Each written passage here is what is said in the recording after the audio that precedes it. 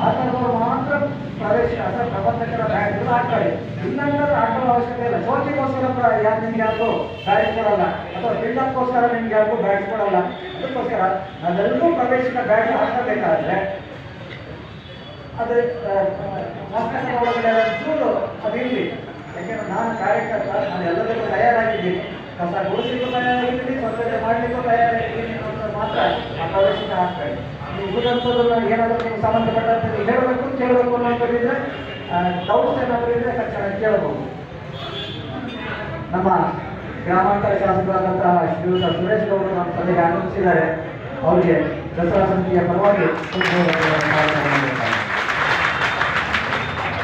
ಏನಾದರೂ ಹೇಳುವಂಥದ್ದು ಕೇಳುವಂಥದ್ದು ಇದ್ರೆ ಕೇಳಿ, ಇಲ್ಲ ಅಂತಂದ್ರೆ ಸಭೆ ಮುಗಿಸೋಣ. ಸಭೆ ಇನ್ನು ನಾಳೆಯಿಂದ ನಿರಂತರವಾಗಿರುತ್ತೆ. ನಾಳೆ ನಿಮ್ಗೆ ನಿರಂತರ ಸಭೆ ಆದ ನಂತರ ಸಂಜೆ ನೀವೆಲ್ಲರೂ ಪಟ್ಟಿ ಕೊಡಬೇಕಾಗುತ್ತೆ.